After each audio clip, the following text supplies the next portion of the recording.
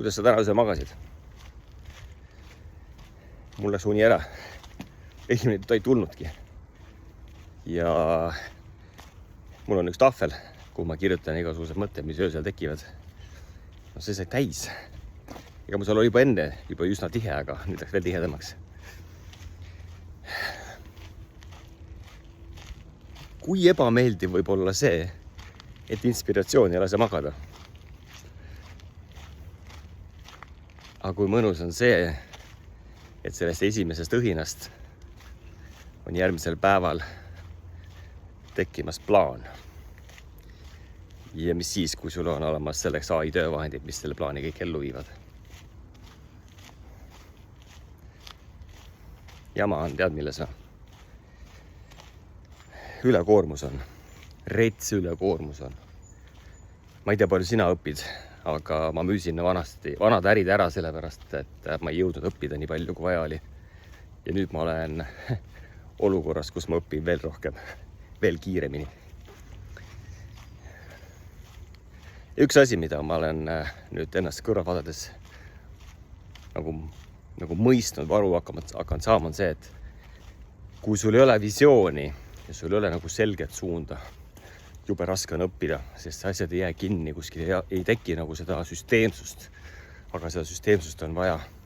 Ja kui see süsteemsus sul ühe korra tekib, siis kõik tegevused nagu lähevad nagu klik õigesti paika. Üks mure on veel. Meie seas on inimesed, kellel on võimekus visioone luua, strateegiat luua. Ja siis on inimesed, kes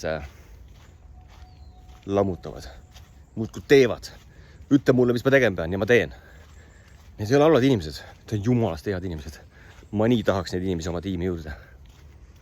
Aga nendega on vaja koos teha plaan, strateegia. Ja siis anda need ülesanded kätte. Ja nemad ju teevad, kuidas tegema peab. Aga nad ei ole võib-olla alati kõige paremad strateegias. Ja see ongi see koht, kus minu jaoks soovitada solo entrepreneurshipi on äärmiselt ebaeetiline. Ma ei näe inimesi, kes on võimekad kõiki asju tegema ise. Isegi sul on AI töövahendite nagu võimekus olemas. Inimene on karjaloom ja me keegi ei ole võrdselt kõikides valdkondades võimekad, mida ettevõtluses on vaja. Ja see ongi see koht, kus tiimina me oleme rohkem kui üksi. Ja me peame saama seda, kus tiim võimendab. Lihtne. Kui me seda pole, siis me kulume lihtsalt ühel hetkel ära ja me kukume tagasi sinna, kus me juba korra oleme olnud ehk ebamugavustsooni ja meil on lihtsalt raske. Ja mõned annavad alla, mõned lähevad tagasi palgatööle. Mitte palgatöö valeleks. Palgatöö on mõne inimesele jumalast hea koht, sest kogu kontekst on olemas.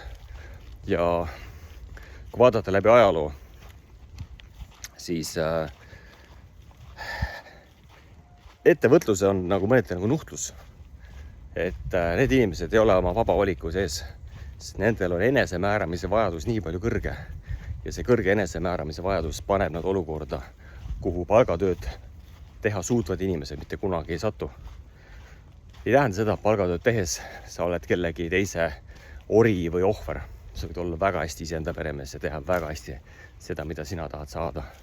Küsimus ongi see, et mis on sinu saavutamise hind ja metoodika, aga mitte ükski nendest pole vale, kõik on õige. Nii et soovin sulle selget meelt, ei mis muud.